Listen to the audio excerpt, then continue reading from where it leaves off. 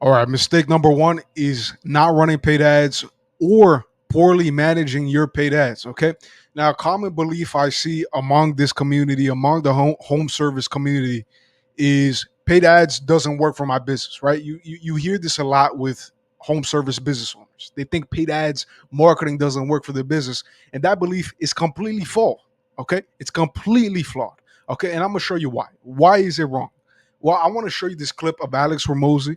If you guys don't know who Alex Ramosi is, he's a guy who he has a portfolio company. He owns portfolio companies doing $200 million a year. He knows what he's talking about. Okay, he's done this. He has a YouTube channel with like 3 million subscribers. I want to play a quick clip of him talking about this belief that business owners have that paid ads doesn't work for their business.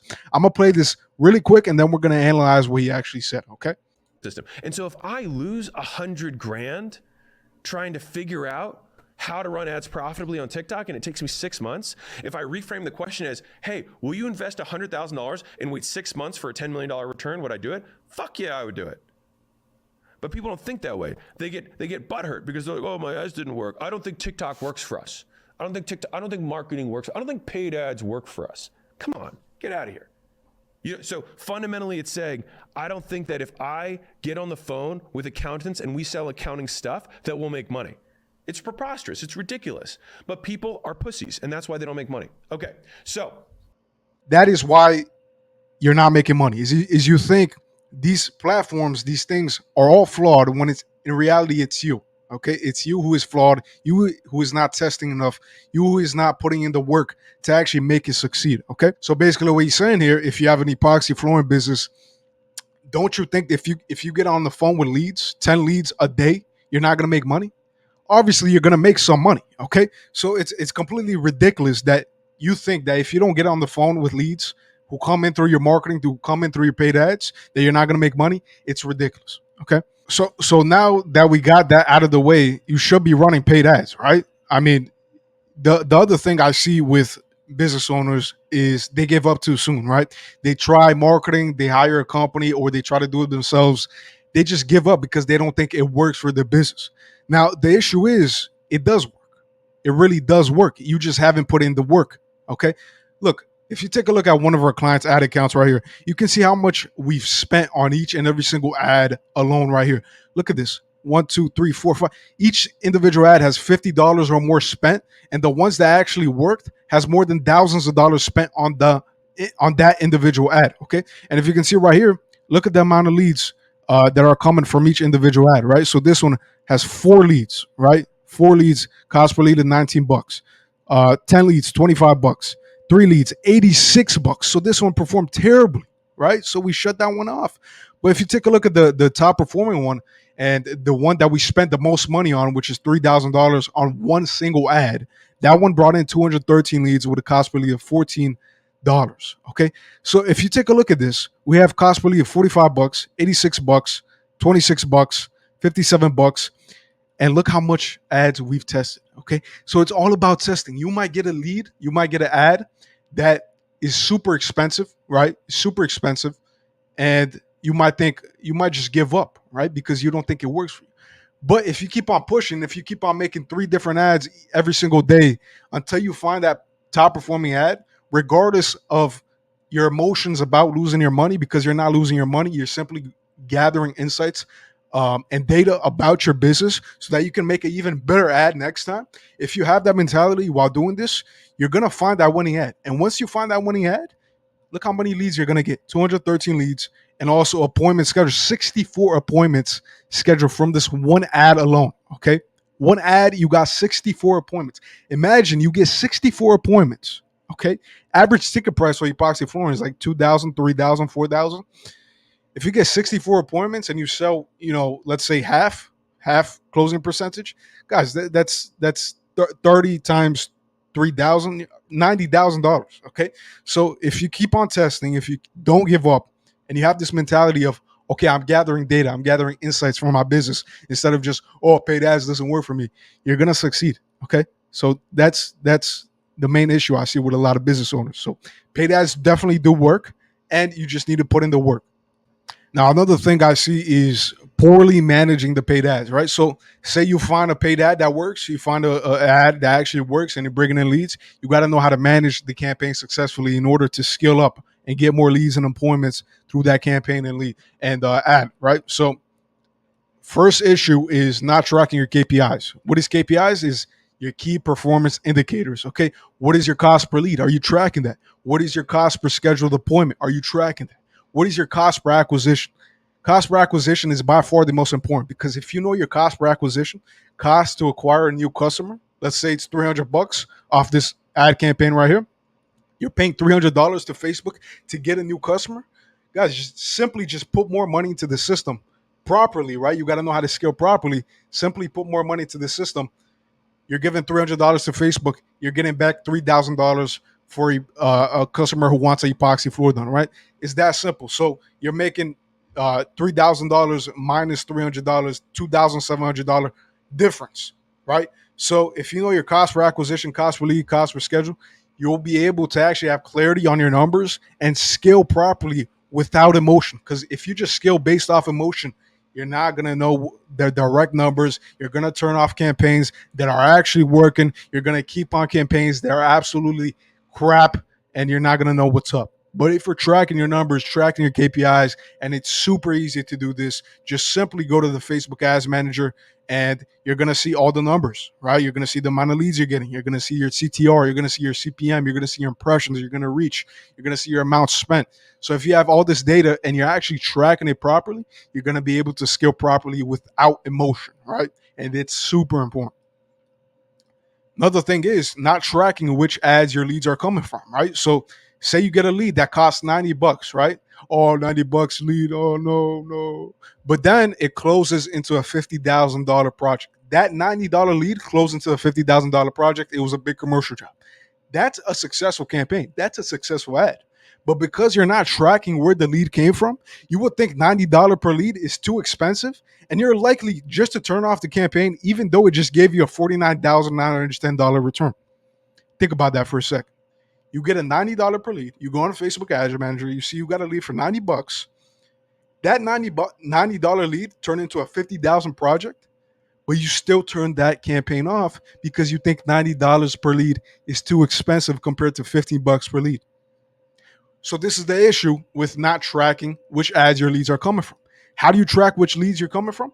You got to do attribution reporting. Okay, this is kind of complex. There's a lot of tutorials on YouTube on how to actually do this. We do this with a CRM called Go High Level that we give to all of our clients. And attribution reporting is basically setting up parameters in the ad, special codes that can give you the information of which campaign and specific ad that lead came from. Okay, so how we do this is with a CRM. If you guys want me to make a video on actually how to set up this attribution reporting using our CRM, just leave a comment down below and I'll make a video on this. But there's a lot of tutorials on how to do attribution reporting. So you can actually track, where your leads are actually coming from. If you don't have this information, you're not going to scale properly. You're going to turn off a successful campaign that otherwise would have brought you a lot of money into your business. Another thing I see is simply just giving up too soon, right? I mean, if you guys are not testing enough creatives copy inside your ads manager, inside your Facebook ads account, and you just give up because you don't think it's working, um, yeah, that's not how you do things. So if you see one of these, this is one ad set. This is one ad. Okay, one ad. We do dynamic creative. We have 3 different videos inside this one ad set. We have 2 different headlines. We have 2 different copywriting, 2 different primary texts. So in total, this is giving 12 different variations for Facebook to test. Okay, 3 different videos, and we're doing multiple of these ad sets. So continuously, we have around 40 to 60 of these variations running at all times to see which one performs the best. Okay, and so a lot of you guys, you're just putting up one image, one video with one headline, with one primary text, and you're expecting to find that to work. It's not going to work. You need to test out so many variations, so many different creatives, so many different angles, and then let it test, let the money spend, let the budget spend, gather the data because you're not wasting money. Remember, you are gathering data, you're gathering insights. You're not wasting money because with that data, you can improve upon what you're seeing in that data and then create the successful ad campaign, create the successful ad itself, right? So that's the third mistake I see with managing paid ads. You're not testing enough, right? You need to be testing every single week, every single day. Okay. Now, mistake number two I see is not dialing leads fast enough. Okay. So say you find a successful campaign, successful ad. If leads are coming in and you're on the job site, you're not seeing the leads that are coming in, you're just leaving them, you're calling them at the end of the day, it's not going to work. The paid ads are not going to work. Okay. So not dialing leads fast enough is simply just going to make you waste money. You're burning money if you're not calling the leads as soon as they come in to your pipeline. Okay. Now, how do we prevent this? How do we prevent this for our clients? Well, we have systems to notify a sales rep or whoever's in charge of calling leads. We have a system to notify them through automations, text, emails. This is all done automatically so that the sales rep knows that a new lead just came into the pipeline. So if you can see this text right here, the sales rep or whoever is calling the leads, they're going to get a text like this. It gives them all the information they need that the lead actually filled out on the website or the survey or the marketing funnel. So you have their name, their email, their phone number, their property type, their square footage, their installation date. You have all the information right there, and the sales rep can automatically call them right away, right? So 9:06 a.m. This lead came in. The sales rep's gonna get this text. He's gonna call them right there and then because he just got this text. Okay. And so that's a system we have. It all runs automatically through our CRM. Like I said, CRM, customer relationship management tool. We'll go high level. We use it. We give it out to all of our clients so that they have the system directly installed into their business. And so, if you're not calling the leads within 5 minutes, within 30 seconds of them coming into the pipeline, you're going to lose out on so much business. And at that point, you're just burning money. You're putting a hole in your pocket. Okay. So because the lead is likely to forget or deny they filled out a form if you wait 30 minutes to contact them. Okay. And we've seen this for our clients. We tested this out. If you wait 30 minutes or more and you call them up after 30 minutes, they're going to be like, oh, I never filled that out. Uh, I don't know what you're talking about, blah, blah, blah, right? They say, oh, I forgot. Oh, I'm not interested. But if you contact them right then and now, when they actually came into the pipeline, they're obviously not going to say any of that BS, right? And so contact should be within 5 minutes max. Okay, 5 minutes is max of lead coming inside pipeline for maximum conversion. Now you guys can text, you guys can phone call. Usually phone call works way better. Mistake number three is not posting to Instagram or social media. Okay, this is super important. This is the most secret hack there is in the market right now. It's popping off. So if you see these three accounts right here, these are Epoxy Flooring accounts. Okay, not for not garage. 33,000 followers. They have videos that went viral multiple times. They had one video where like 1 million likes. It was crazy. RCC Pure Epoxy, 176,000 likes. I mean, followers. They have multiple posts that reach millions upon millions of people. And you have this guy right here, Don Resin, 291,000 followers. This guy has made multiple posts that went viral on Instagram. And so, why is this important?